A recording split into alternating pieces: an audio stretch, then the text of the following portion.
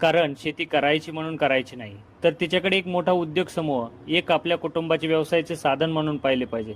त्यामध्ये त्यामधून नुसता घरकुटुंब चालवण्यापुरता फायदा न पाहता आपले भविष्य उज्ज्वल होण्याच्या दृष्टीने पाहिले पाहिजे.